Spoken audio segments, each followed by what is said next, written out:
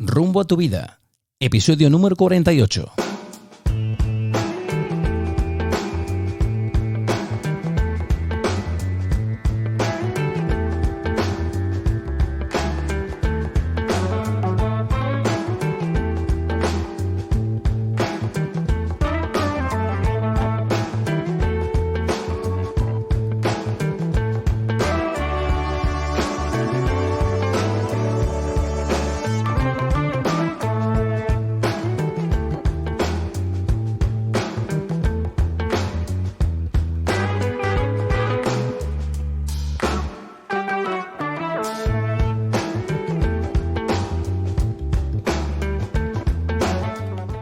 Hola, ¿qué tal amigos? Y bienvenidos a un nuevo episodio de Rumbo a tu vida.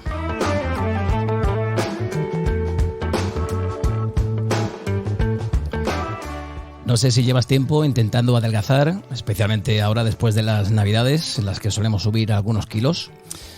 Las personas con sobrepeso y obesidad están en la búsqueda constante de métodos para bajar de peso, no solo preocupados por el aspecto de su figura, sino porque entienden que es necesario para su bienestar.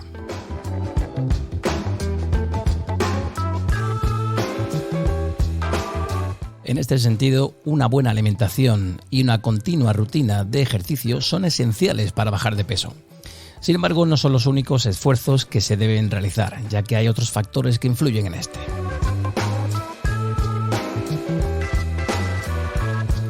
Esto explica por qué algunos no logran alcanzar su peso ideal, pese a mantener una alimentación sana y controlada en calorías. Desde 1975, la obesidad se ha casi triplicado en todo el mundo. En 2016, más de 1.900 millones de adultos de 18 o más años tenían sobrepeso, de los cuales más de 650 millones eran obesos. En ese mismo año, el 39% de las personas adultas de 18 o más años tenían sobrepeso y el 13% eran obesas. La mayoría de la población mundial vive en países donde el sobrepeso y la obesidad se cobran más vidas de personas que la insuficiencia ponderal. En el año 2016, 41 millones de niños menores de 5 años tenían sobrepeso o eran obesos. También había más de 340 millones de niños y adolescentes con sobrepeso u obesidad. Bien, pues en el podcast de hoy te vamos a hablar de los errores más comunes que solemos cometer cuando intentamos bajar de peso y también te vamos a dar unas pautas muy claras y fáciles que puedes seguir para poder hacerlo de forma eficaz y duradera. Para ello hoy nos acompaña el doctor Sergio Martínez Escobar. Doctor Martínez, bienvenido a Rumbo a tu vida. ¿Qué tal estás?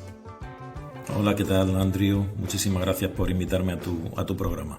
Encantado de que vuelvas a estar con nosotros. Oye, Sergio, según un estudio de la Sociedad Española para la Obesidad, solo 2 personas de cada 10 consiguen llegar a su peso ideal. Empecemos, si te parece, por hablar del principal problema que tenemos aquí y de sus terribles consecuencias en nuestra sociedad. ¿Qué son el sobrepeso y la obesidad? Bueno, el tema es complejo al extremo. El tema es complejo al extremo porque las decisiones de definir a una persona como obesa o estar en su normopeso viene establecido por una serie de tablas, como puede ser el pie tricipital y demás. Pero lo que sí es evidente es que mantenemos el peso dentro de una normalidad, dentro de una norma. Todo el mundo piensa lo mismo y confundimos peso con volumen, que ese es el primer error. Hay gente que tú la subes a una báscula y tiene un exceso ponderal que no se corresponde con un exceso real del volumen de grasa. La obesidad realmente la entendemos como el exceso de volumen de grasa. Y pongo un ejemplo. Si nosotros cogiéramos a un culturista que pesa 100 kilos y mide 1,70 m y es pura masa muscular, nadie diría que es un obeso. Creo que me explico. Muy cierto. Entonces, evidentemente, sumado a que es muy difícil, de hecho todas las básculas estas que vemos en los gimnasios y en muchas consultas de dietética que pretenden medir por impedanciometría la proporción de masa grasa y de masa magra, es decir, el músculo y la grasa, pues prácticamente ninguna tienen esa utilidad real, porque solamente la alteración volumétrica, que una persona se beba 1 litro de agua antes de la medida y después de la medida, puede variar totalmente esos parámetros de impedanciometría. Y eso lo vemos en la unidad de cuidados intensivos cuando se ha intentado utilizar la impedanciometría multifrecuencia, que es lo que básicamente termina este tipo de estudios. Con lo cual es muy complejo, la definición es muy compleja. Pero si vamos directamente a ser objetivos, tendremos que decir quizá una sola cifra. 8 millones de muertes al año por sobrepeso. 8 millones de muertes de forma directa o indirecta. Es una verdadera barbaridad. Escalofriante. Y es una verdadera barbaridad que es escalofriante porque se ha convertido en una epidemia. ¿Y por qué nosotros, si cogemos una foto de los años 60 o de los años 50, la proporción de obesos es prácticamente mínima en comparación con la obesidad hoy en día? Pues todo eso va en relación a una serie de hábitos alimenticios, pero sobre todo hábitos condicionados por el cambio de la calidad de lo que comemos. Antes se hacían comidas hipercalóricas, en nuestra zona podríamos describir las migas o el salmorejo, son comidas muy hipercalóricas, pero la gente tenía un nivel de actividad muy alto a nivel físico y en segundo lugar el nivel de procesamiento de los alimentos era muy bajo. Ahora mismo uno se puede comer un tomate frito que pone casero y si le da la vuelta al etiquetado ve que tiene 17 gramos de azúcar por 100 gramos de contenido. Eso es una barbaridad. Y todo esto se ha entendido mejor, sobre todo en este siglo y sobre todo hace unos 10 años que empezó a estudiarse cuáles eran las rutas metabólicas reales que determinaban el sobrepeso en las personas. En todo el mundo está, en nuestra mente está que el estrés favorece el sobrepeso, pero muy poca gente sabría explicar por qué, si no eres un especialista en el tema. Mucha gente sabe que el sedentarismo favorece el sobrepeso, pero hay creencias de que se puede activar el metabolismo con una u otra sustancia. Todo este tipo de bulos, todo este tipo de desconocimiento, creo que hemos sido en muy buena parte culpables el estamento médico, porque hemos dejado un poco aparte la obesidad casi como responsabilidad del paciente. Cuando una persona tiene un exceso ponderal de 3 o 4 kilos, 5 sobre su normopeso, pues con casi toda certeza, mejorando su actividad física y tomando una dieta equilibrada en cuanto a las proporciones de hidrato de carbono, grasa y proteína, y proteína, evidentemente va a corregir ese normopeso, se va a corregir al normopeso. Pero cuando tenemos un índice de masa corporal por encima de 30, las cosas ya cambian radicalmente. Empieza una cosa que se llama resistencia a la insulina, empieza una cosa que determina el bloqueo del propio metabolismo de la grasa por inhibición de la lipasa y los picos de insulinización. Nos metemos en una ruta metabólica extremadamente compleja, que hace que cuando alguien se pone a dieta, bien dirigido por un dietista, bien dirigido por un médico, bien de forma propia, coge una dieta de internet y se pone a hacer dieta, y concibe que lo mejor para hacer dieta es el modelo antiguo, es decir, pocas calorías, su organismo, si tiene un proceso metabólico que está inhibiendo ese adelgazamiento y está favoreciendo la ganancia ponderal por encima de lo habitual, se va a encontrar con una grandísima barrera. Y pongo un ejemplo muy claro. Imaginemos que una señora, y lo digo porque es la primera causa de sobrepeso en mujeres que no sea puramente de alteración dietética, tiene un hipotiroidismo subclínico, no es subsidiario de tratamiento, nadie le ha hecho una analítica, ningún médico se lo ha dicho porque no lo ha buscado, y ella ve que va ganando peso, pero no sabe el motivo. Le pone una dieta, no deja peso, ¿y cuál es la tendencia en ese caso? Fijarse en el modelo antiguo y pensar que rebajando el número de calorías va a perder peso, cuando lo que tiene es una alteración de la hormona tiroidea, ¿de acuerdo? ¿Cuál es el resultado? Pérdida de masa muscular, pasa hambre, lo pasa mal, un esfuerzo tremendo, y el poco peso que pierda lo va a recuperar en el momento que se instaure una dieta normal. Este es el tipo de problemas que tenemos. Cuando existe un ponderal por encima de 5 o 7 kilos, con índice de masa corporal por encima de 30, hay un problema metabólico subyacente en casi el 80% de los casos. Y eso quiere decir que una dieta es solamente una parte del control de esa ganancia ponderal. En mujeres, la primera causa, hipotiroidismo subclínico, la segunda causa ginecológica, el síndrome ovario poliquístico, colocación de DIUs, por ejemplo, alteración hormonal en general o liberación de sol por aumento de estrés. Causas clarísimas de ganancia ponderal en la mujer, en torno a 10 y 12 kilos por encima de su peso habitual, es la menopausia. Tú no puedes tratar una menopausia solamente con la dieta, porque te vas a encontrar que hay una serie de procesos metabólicos que te están impidiendo llegar. Y como la tendencia es a reducir las calorías de ingesta de esa persona va a perder masa muscular y va a tener efectos rebote. En fin, con esto, sin querer extenderme mucho más, quiero decir que el sobrepeso de una persona, cuando lo dice índice de masa corporal, están por encima de 30, es decir, cuando tienes más de 5 o 7 kilos y estás ganando peso y no adelgazas de forma normal con una dieta equilibrada, quiere decir que hay un proceso metabólico debajo que necesita tratamiento médico. No solamente dietético, la dieta es solamente un pilar. Y para controlar el peso hay 3 pilares: el dietético, el médico, con tratamiento medicamentoso, y el quirúrgico, que sería ya el último en caso de obesidad mórbida u otros preceptos que a lo mejor no son propios de este programa. Pues con esto me acabo de contestar a la mayoría de preguntas que te tenía preparadas, así que Sergio, ha sido todo un placer. No, en serio, pero explícale a la audiencia cuáles son las consecuencias, ¿no?, para la salud más comunes de tener sobrepeso o de ser una persona obesa. Pues las consecuencias, al margen de estos 8 millones de decesos que hay de forma directa o indirecta, pues son todas malas. Evidentemente hay problemas articulares. La obesidad es un proceso inflamatorio larvado. Eso quiere decir que cualquier proceso autoinmune lo va a potenciar, que cualquier proceso de depósito a nivel de las arterias, sobre todo las coronarias o cerebrales, de depósito de sustancias lipídicas, lo va a determinar.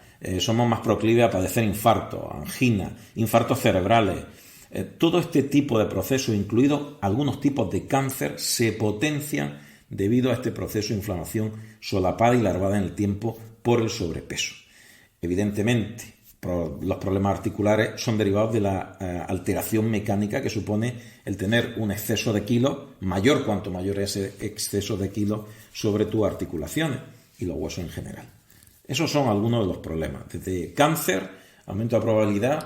Fíjate, y hoy en día no nos cuestionamos, ¿no?, el por qué tantísima gente muere de cáncer o de enfermedades cardiovasculares. La obesidad es uno de los factores claros en este proceso, sí. Bueno, pues si te parece, Sergio, a continuación pasemos a hablar de los errores más comunes que comete la mayoría de personas cuando intenta perder peso. Pero antes me gustaría que escuchásemos el testimonio de una personal trainer llamada Sarah Scully. La podéis encontrar en Instagram como tal, Sarah Scully, que ha tenido a bien echarnos una mano y darnos unos sabios consejos. Y esto fue lo que nos dijo cuando le preguntaba cuáles son los errores más comunes que cometemos cuando intentamos bajar de peso. Vamos a ver qué nos dice. Buenos días. El tema de hoy son los errores comunes que comete la gente para perder peso.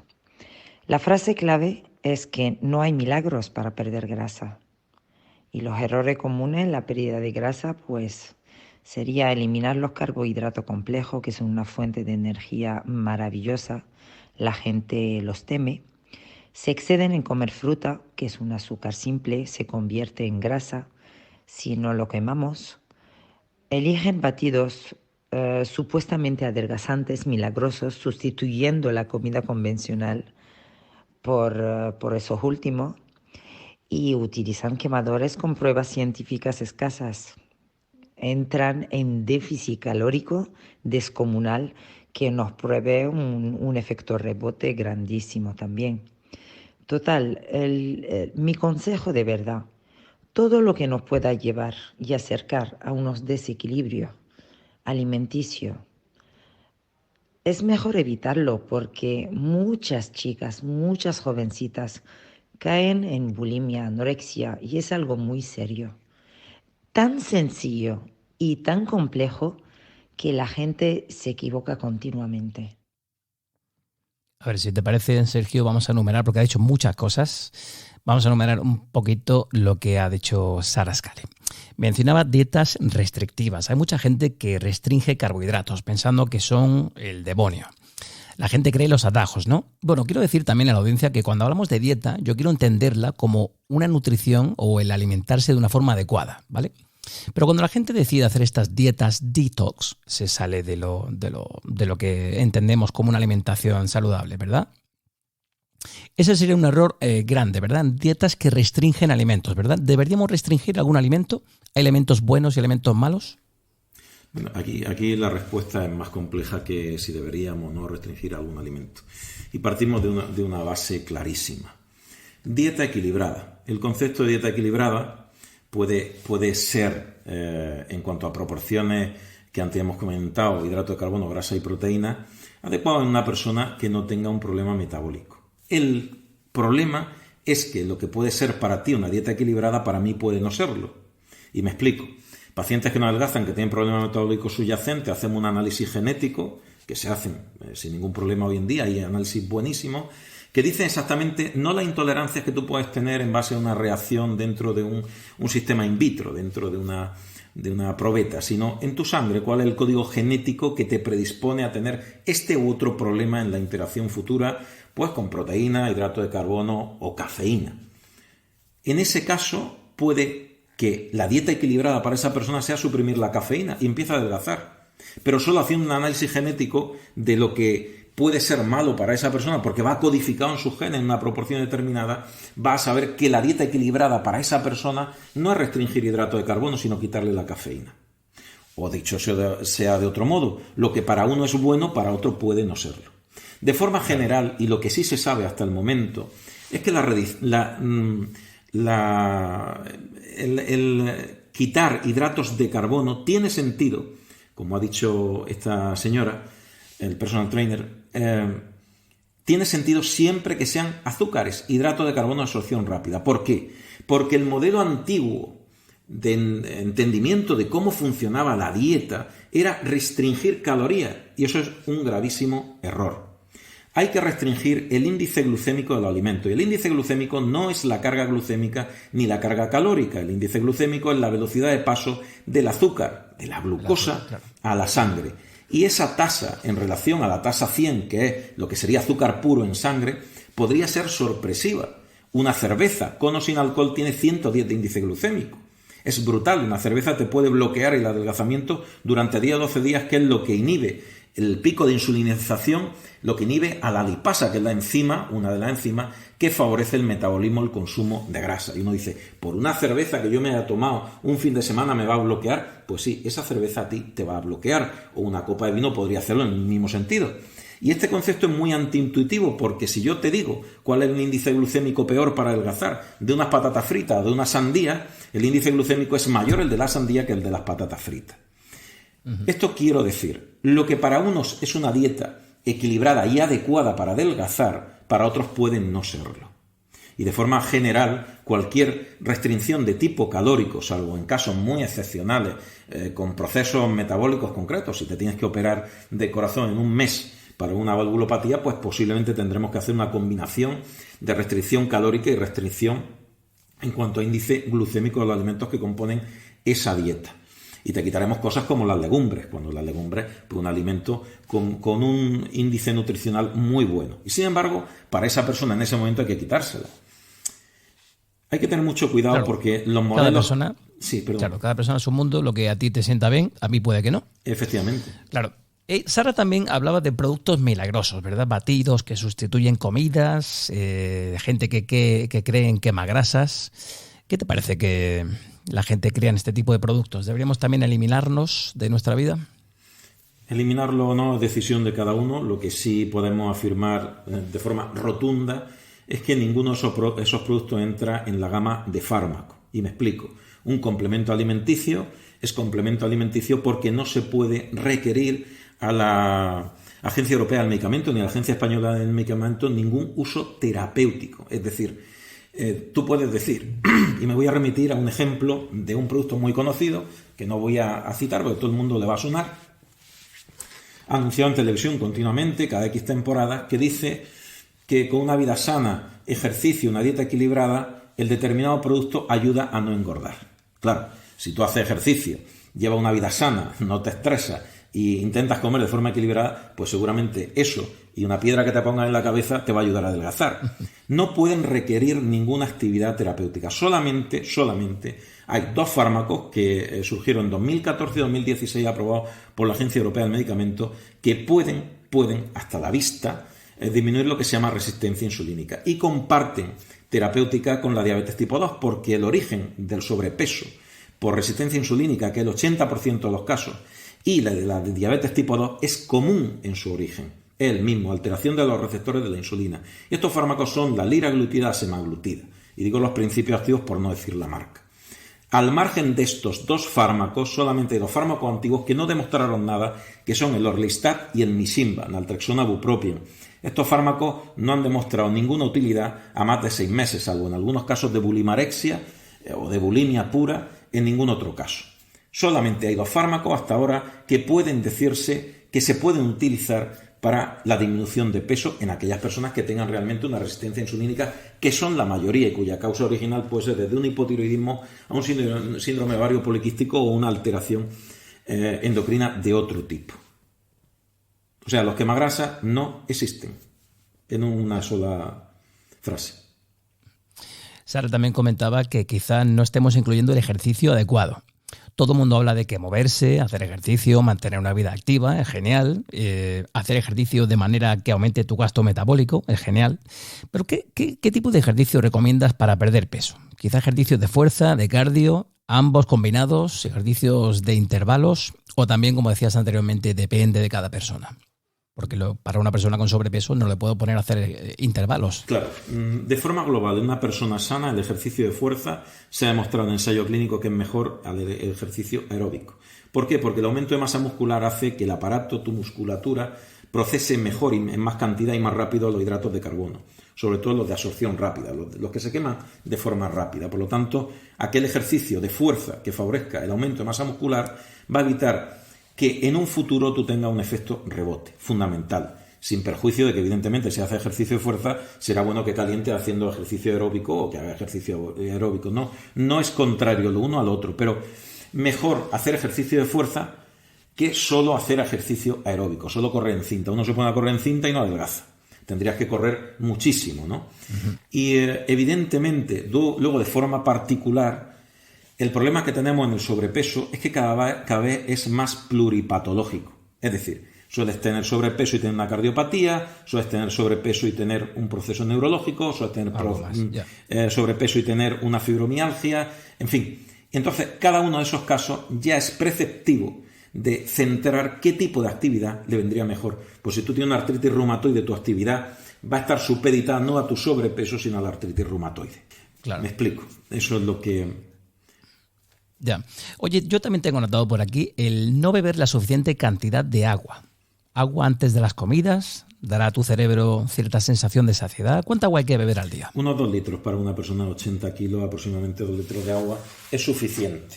Cuanto mejor esté hidratado, pues evidentemente mejor. Lo que no es bueno es estar deshidratado. Hay gente que bebe muy poca agua, pero en términos generales para 80 kilos unos 2 litros de agua. A partir de ahí lo que queramos. 2 litros. Yo creo que bebo 2 vasos. Sergio, ¿tú cuánto bebes? Pues posiblemente menos de 2 litros. Oye, también tengo aquí, fíjate que quizás es una tontería, tengo anotado, tener una pareja que no se preocupe por su peso no ayuda. Es una dificultad añadida, ¿no? Mejor comunicarse y llegar a compromiso, ¿no? Por ejemplo, compartir el postre cuando salimos a comer fuera, cosas así. O pedirle ayuda a la pareja, ¿no? Para que no terminemos comiendo cosas que luego no queremos. Hombre, se hizo un experimento hace mucho tiempo, creo que es de los años 70, el año 76, 78, que se llama el experimento de la golosina. Se cogían niños de 4 a 6 años, me parece, 7 años, que no tienen todavía una personalidad totalmente forjada, y se les ponía una golosina con el precepto de que la persona que se la ponía le ofrecía la posibilidad de que si no se comía la golosina, le iba a traer en un rato una bandeja llena de golosina y se podría comer todas las que quisiera. Y había 2 tipos de reacciones en los niños. Quien se comía la golosina y se quedaba sin golosina en mayor cantidad a posteriori, y quien aguantaba sin comerse la golosina. El nivel de triunfo, dicho sea de paso, unos 20, 30 años después, pues los niños que no se comían la golosina tenían cargos de responsabilidad en su vida, mientras que los que se comían la golosina eran más proclives, una voluntad más débil, pues tenían cargos de menor responsabilidad. Quizás sea anecdótico, pero esa es la realidad. Bueno, pues este experimento nos dice una cosa. La mejor forma de evitar comerse la golosina, la estrategia que hacían los niños de forma intuitiva, se ponían a jugar, despistaban su atención de la golosina. Si tú tienes una pareja que se pide una tarta de chocolate y tú te mueres por el chocolate, va a ser mucho más difícil que tú controles tu voluntad que si la pareja que tienes se toma un café y se responsabiliza contigo en esa empresa que no es fácil de dejar peso. Y con esto también quiero decir otra cosa. En 2014 se hizo un experimento en el Instituto Pasteur en Francia sobre el nivel de adicción que generan los hidratos de carbono de absorción rápida, el azúcar. Y se vio que el nivel de adicción en la rata de experimentación en laboratorio, cuyo cerebro genera la misma dopamina que el nuestro, un neurotransmisor del placer, igual que la serotonina, era superior cuando consumían azúcar que cuando consumían cocaína.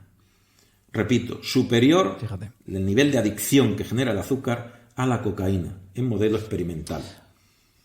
Tremendo, o sea, que es tremendo. La adicción que tenemos hoy en día a todo, al azúcar. También tengo anotado por aquí, Sergio, no dormir lo suficiente. No descansar lo suficiente puede estimular las hormonas que estimulan el apetito, ¿no? No dormir lo suficiente es malo metabólicamente en todos los sentidos, pero sobre todo porque hay un factor estresógeno brutal. Quien no duerme lo suficiente se estresa más, y las glándulas suprarrenales, las que están encima del riñón, son las glándulas cuya función es controlar el metabolismo del estrés, entre otros, generan cortisol. El cortisol es un anabolizante. Entonces, si te estresas, engordas, te guste o no te guste. Tienen que ser ya unos niveles de estrés tan superlativos, tan altos, que bloquean incluso el apetito. Cuando has tenido una noticia de un impacto brutal en tu vida, es posible que pierdas el apetito, incluso caer en depresión y no comer, ¿no? Pero en los niveles de estrés que nos manejamos habitualmente, el efecto es el contrario. Se genera cortisol y el cortisol es anabolizante. Y como necesitamos la comida para liberar dopamina, para sentirnos más felices, pues caemos directamente a los carbohidratos de absorción rápida. Y la trampa. Sí. Oye, ¿y qué te parece el saltarse comidas o no comer lo suficiente? Esto dispara también antojos incontrolables entre comidas, ¿no? ¿Cómo puede afectarnos esto? Cuando el metabolismo entiende que hay un déficit calórico, es decir, cuando tienes hambre, va a entrar en modo ahorro.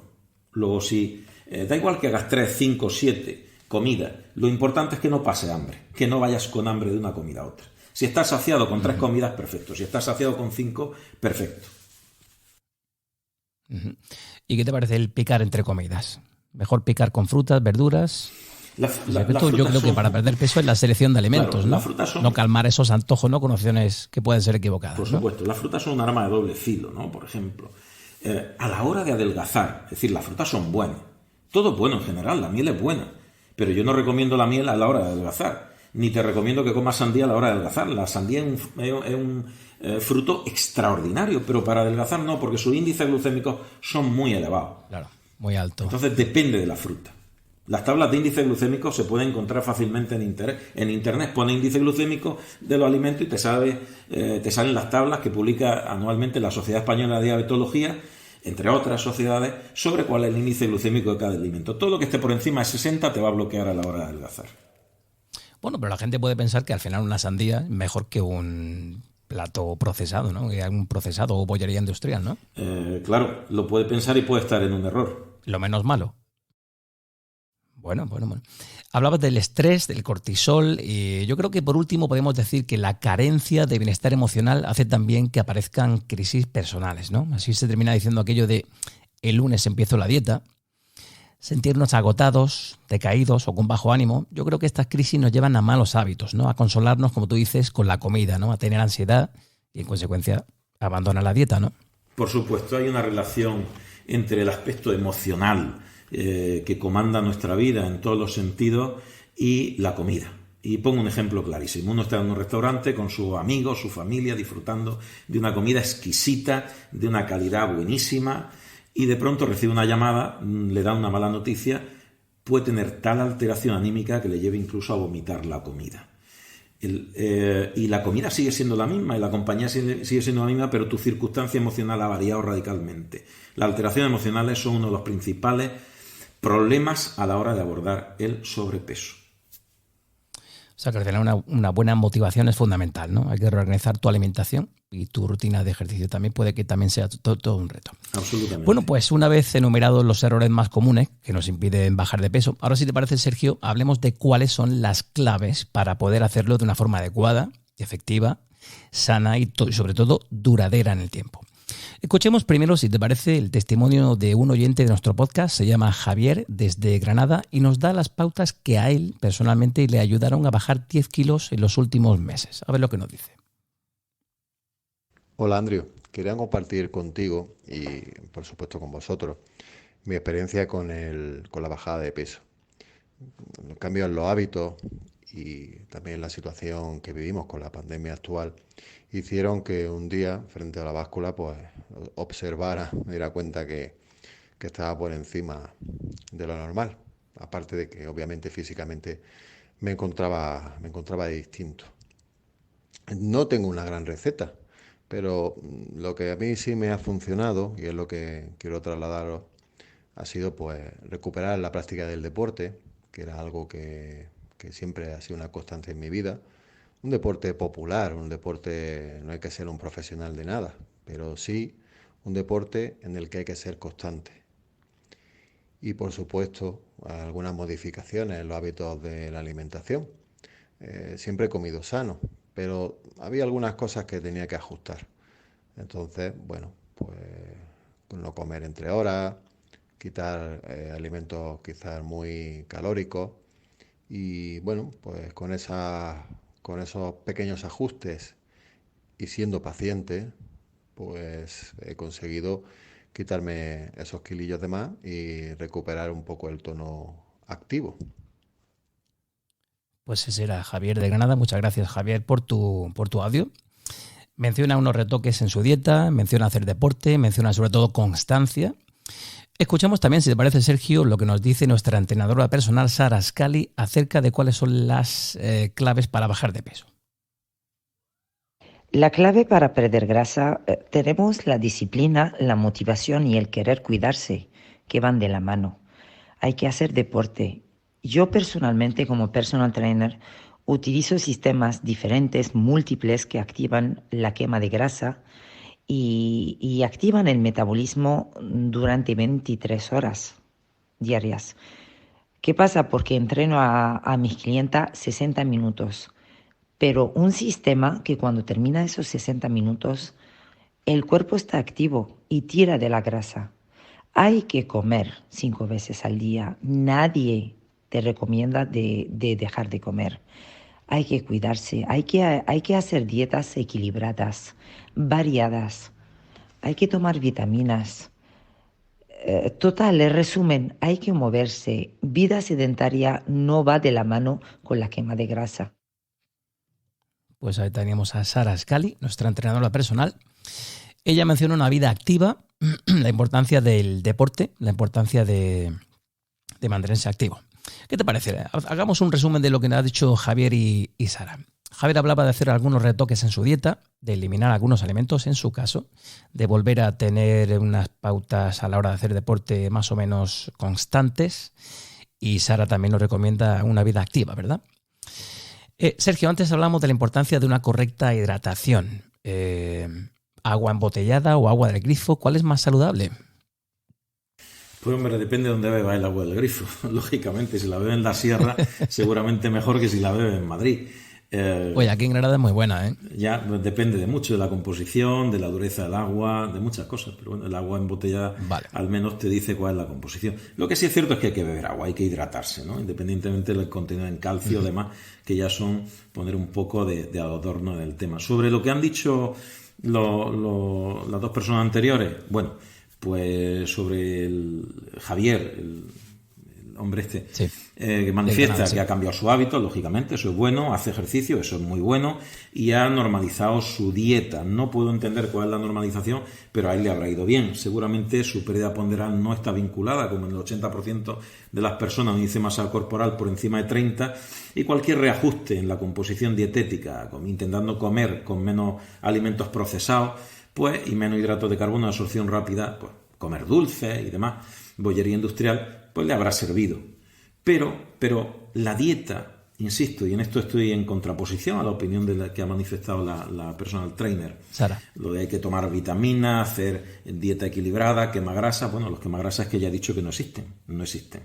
Los quemagrasas no existen. Y eso de activar el metabolismo en una hora que dura 23, lo pongo seriamente en duda. No existe ningún estudio que eso lo diga, Porque el metabolismo es muchísimo más complejo y más lógico que todos estos prejuicios que tenemos de que hay que activar el metabolismo. Las tasas metabólicas están totalmente determinadas a nivel clínico y tú una tasa metabólica normal sentado, una tasa metabólica 1, si estás sentado todo el día, pues eso es lo que consume. Y si estás activado todo el día haciendo ejercicio, evidentemente consumen más. Pero eso es el modelo calórico.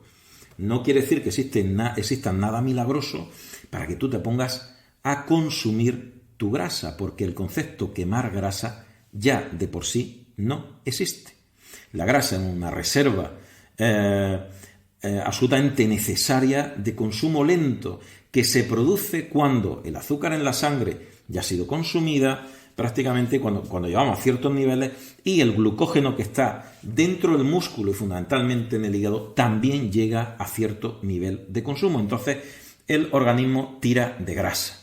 Si no se han dado esos dos preceptos, no hay nada milagroso que tú te puedas tomar que consuma la grasa. No es así. La grasa no se va a activar porque uno quiera.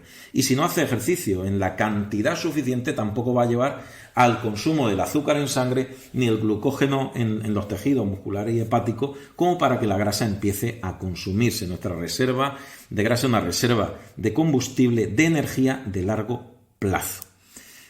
Entonces, el tema dieta equilibrada depende para quién. No existe la dieta equilibrada y mucho menos la dieta milagro.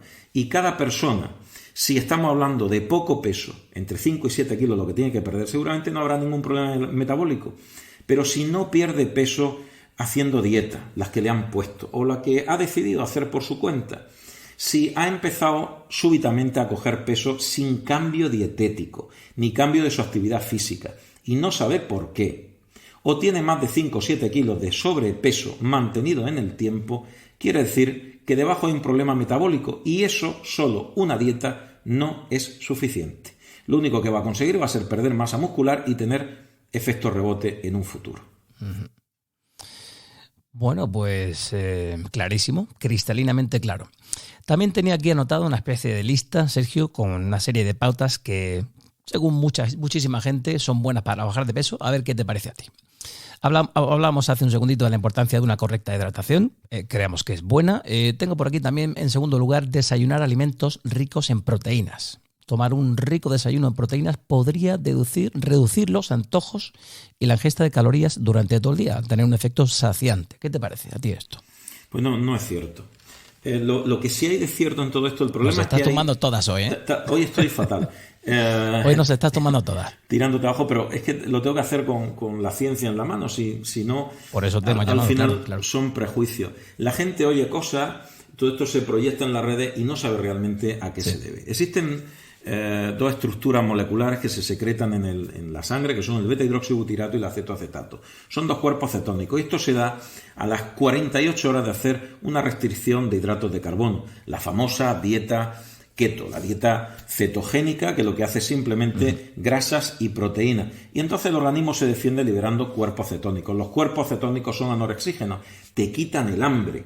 Por eso si durante 48 horas tú comes solamente carne o pescado, pues se te quita el hambre, porque inhibe tu centro de la saciedad. Perdón, potencia el centro de la saciedad. Estás saciado, no tienes hambre. Pero porque consumas proteína en el desayuno, pues va a pasar más hambre que un perro amarrado a una pita el resto del día. No tiene sentido ninguno, porque no se han liberado cuerpos cetónicos que en menos de 48 horas no se van a producir. Perfecto, muy bien. Bueno, tenemos aquí en tercer lugar evitar, aquí estarás de acuerdo con nosotros, ¿no? Evitar bebidas azucaradas y los zumos de frutas. Por supuesto, por el índice glucémico. Es muy alto.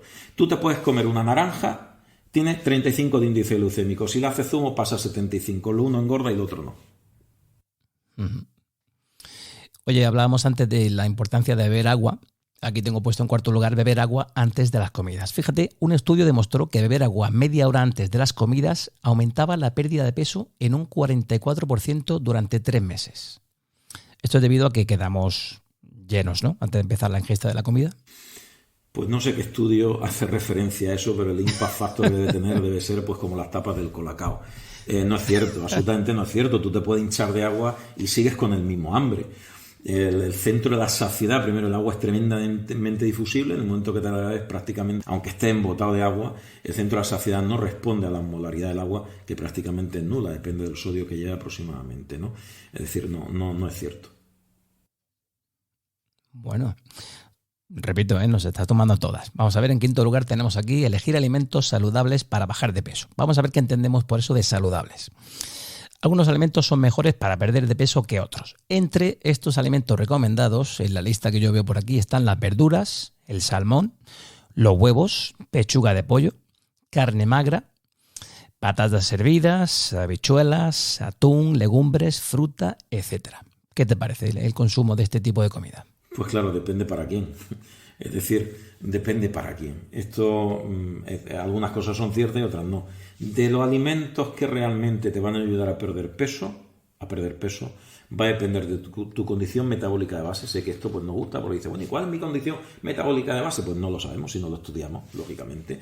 Depende de si eres hombre o mujer, depende de la edad que tengas, depende de las cosas que te han pasado y tus circunstancias actuales. Todo eso varía, y varía muchísimo. Los lácteos son muy buenos, pero si tú tienes una intolerancia a la lactosa, pues te va a hacer engordar. Claro. El huevo es muy bueno, pero si tienes una intolerancia a la albúmina, te va a hacer engordar.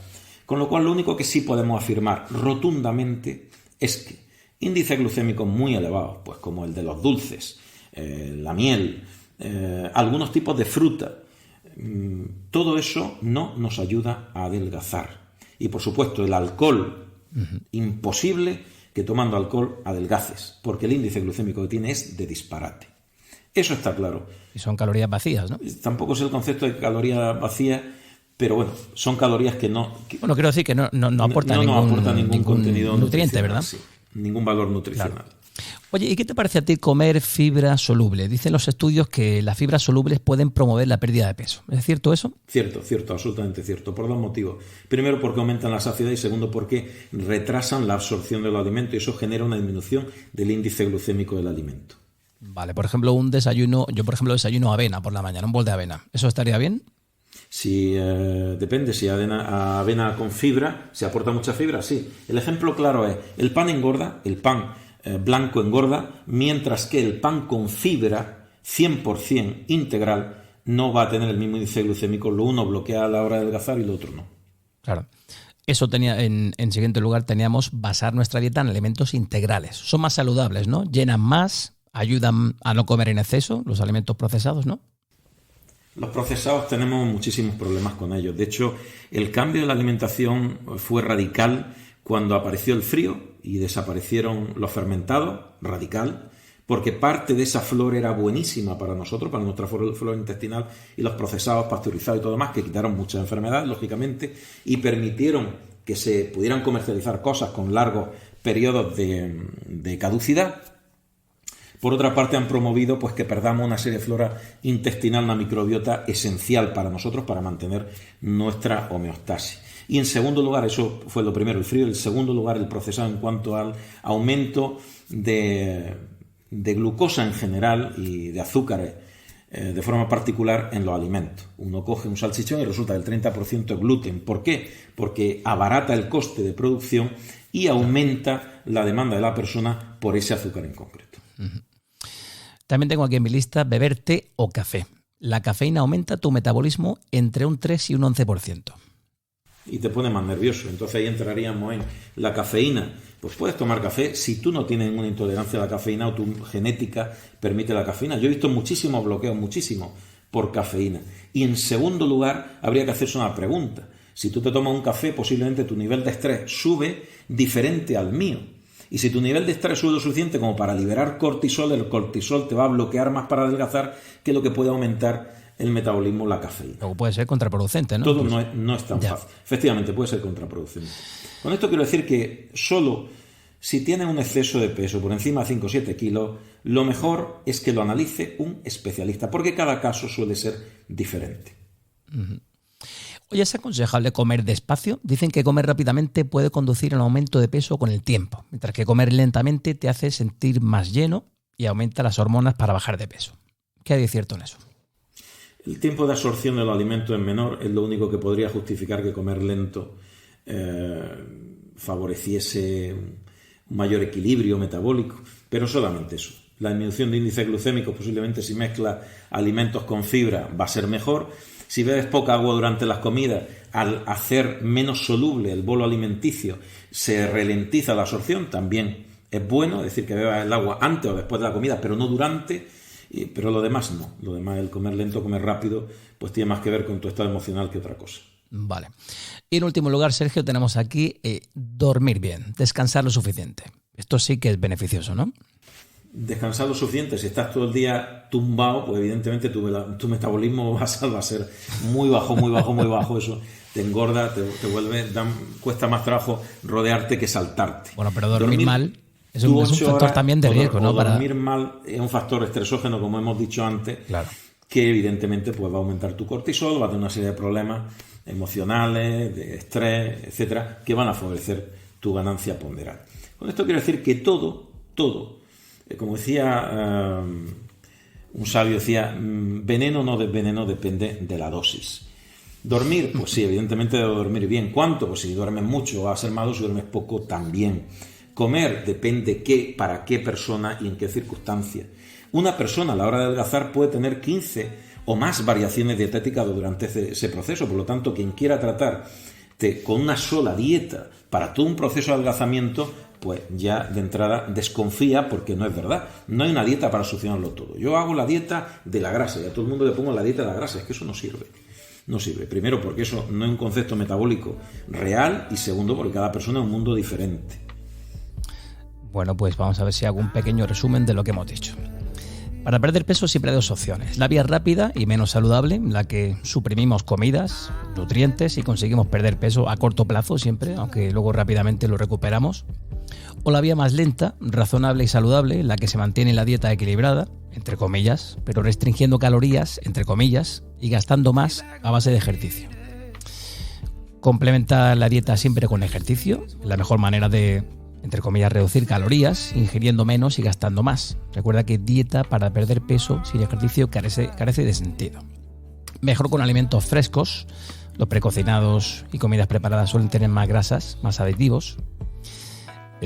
También, bueno, la ingesta de raciones de fruta y de verduras se recomienda. Comer despacio y masticando bien. Has dicho que, bueno, que todo depende también. El proceso de alimentarse puede ser dependiente de la persona.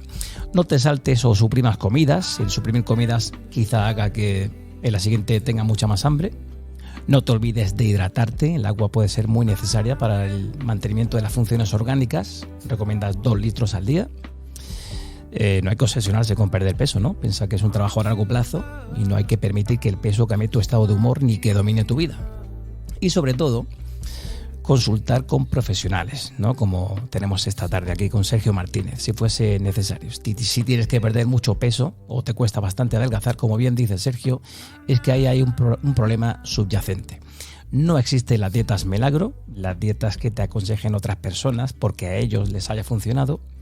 Y al final hay que tener paciencia y ponerse unos objetivos reales que se puedan alcanzar. No hay que olvidar que los expertos aconsejan no perder más de 1 kilo, entre medio kilo y 1 kilo de peso como mucho por semana. No sé si me equivoco. Así que si estás dispuesto a perder peso, recuerda hacerlo por ti y por tu salud, no por nadie. Desde Rumbo a tu Vida te deseamos que tengas mucha suerte en esta aventura, tanto si ya has empezado como si estás a punto de hacerlo. Y recuerda, haz las cosas bien y con tiempo verás resultados. Doctor Martínez Escobar, muchísimas gracias por tus sabias palabras y consejos y por encontrar un huequecito en este apretado horario que tienes. Muchísimas gracias por venir a nuestro podcast.